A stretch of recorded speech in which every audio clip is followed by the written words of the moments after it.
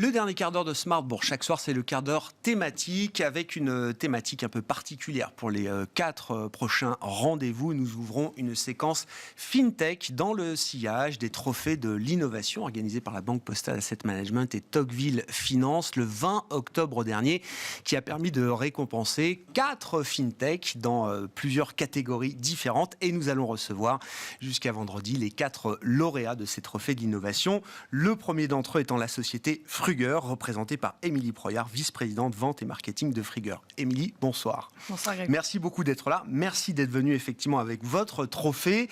Vous avez été récompensé avec un autre candidat qui viendra d'ailleurs ex aequo dans la catégorie meilleur FinTech ISR de l'année 2022 à l'issue de ces trophées de l'innovation.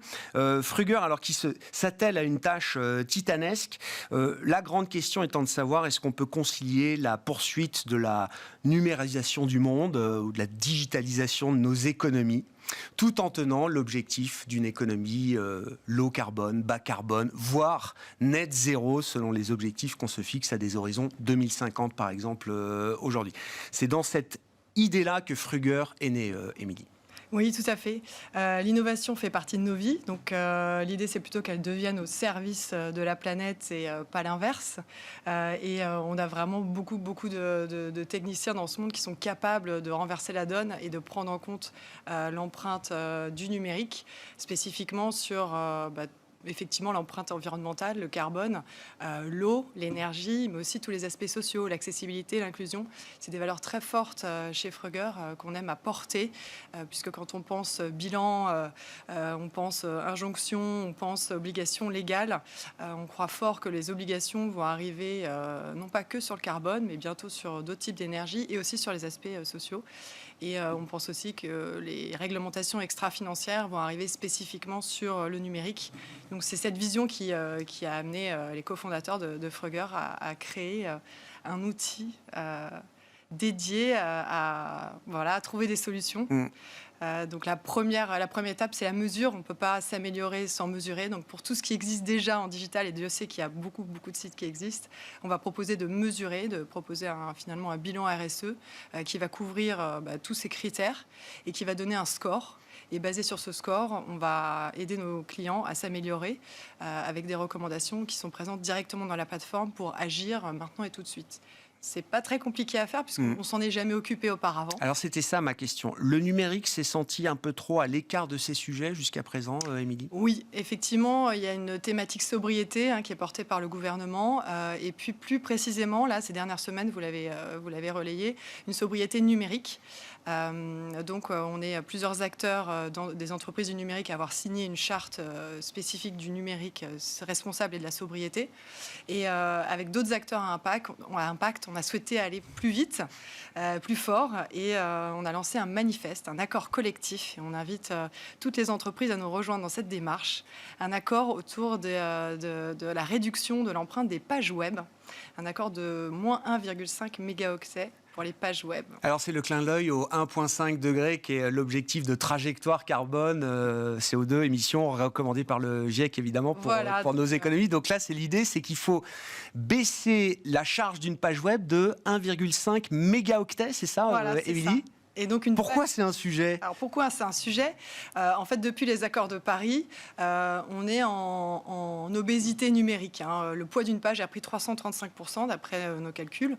Et le numérique ne va cesser de grossir. D'après une étude danoise, d'ici à 2030, l'impact du numérique sur l'environnement va peser plus de 50%. Ouais.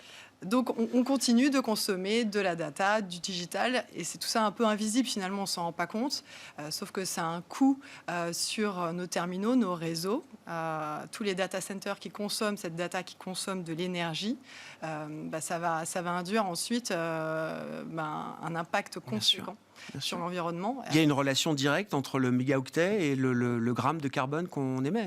Oui, exactement, parce que quand vous utilisez votre terminal, votre téléphone, votre ordinateur, il consomme de l'électricité. Il a été fabriqué avec des minerais, des métaux rares. c'est des kilos de métaux rares, de minerais et de l'eau qui a été utilisée.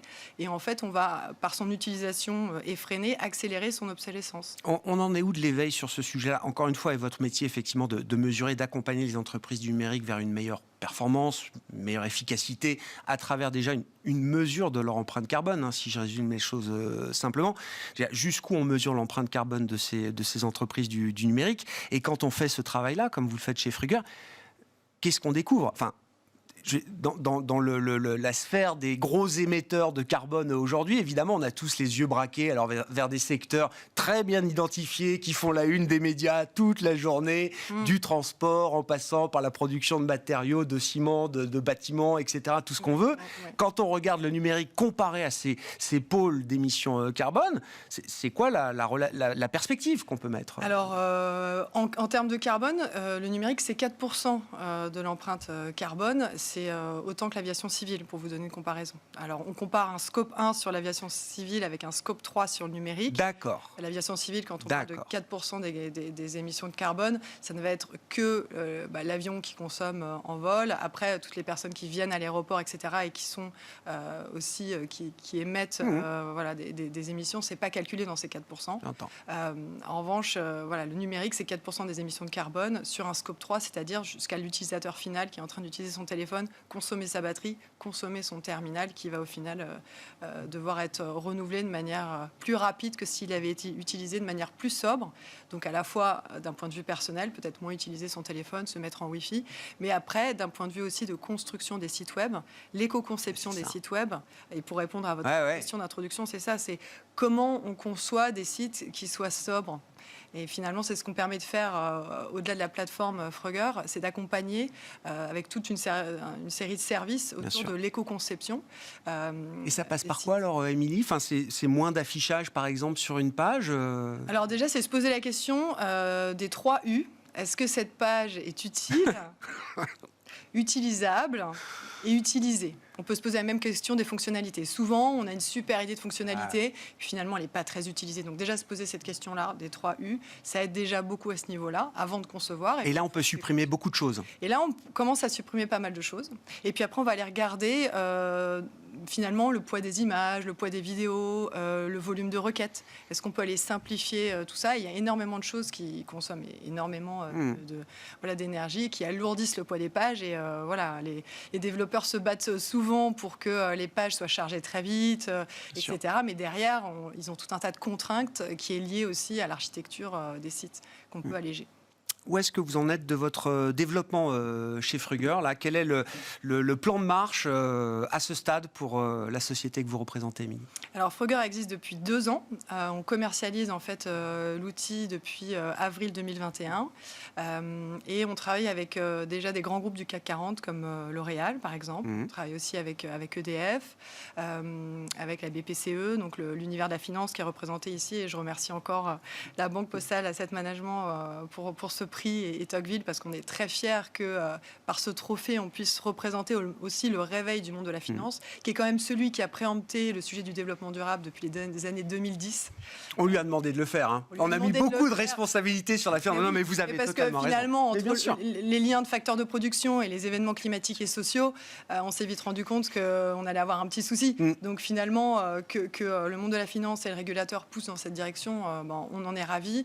Et ce prix est un exemple. Et effectivement, on a des clients dans ce milieu-là qui se réveillent très vite. On travaille par exemple en lancement là, avec Crédit Mutuel Arkea. C'est des gens très engagés qui sont déjà allés très loin dans tout ce qu'ils pouvaient aller chercher en termes d'éco-conception. Et puis avec qui on va aller travailler aussi sur des ateliers de sensibilisation en interne, de la formation numérique responsable, la prise de conscience. La sensibilisation finalement reste quand même notre premier job en termes de numérique responsable. Il n'y a que par la sensibilisation qu'après on arrive à engager pour mesurer et s'améliorer. La nouvelle génération en est consciente. Autant les pionniers du web, il y a 10 voire 20 ans, avaient sans doute pas cette dimension en tête. Personne à l'époque. Ceux qui se lancent aujourd'hui dans une solution numérique digitale ils ont cette dimension d'efficacité énergétique native dans leur modèle, dans leur façon de concevoir justement le produit et la solution. Alors, ou encore trop peu. Je pourrais pas dire pour tous, mais en tout cas chez nos clients, on travaille beaucoup avec des directions techniques, des DSI, avec des CTO. Et ce qu'ils nous disent, c'est qu'il y a un réveil en fait de cette population qui se sent concernée, qui dit OK, comment je peux apporter ma pierre à l'édifice. Je fais partie d'un groupe, d'une entreprise qui s'engage dans une démarche net zéro, qui s'engage à réduire 10% de consommation de l'électricité. Je sais que le numérique a un poids. Qu'est-ce que je peux faire à mon niveau? Donc il y a ce réveil-là, et ils veulent participer et ils s'engagent.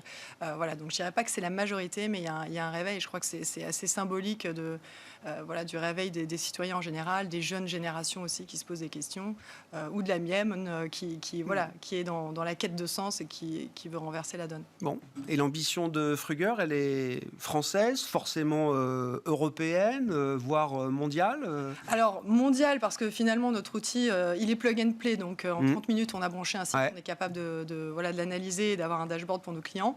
Donc, on est déjà présent dans certains pays à l'international, notamment avec nos clients du CAC 40. Bien sûr, qui vous accompagnent. L'Oréal, qu'on accompagne sur tout leur pays.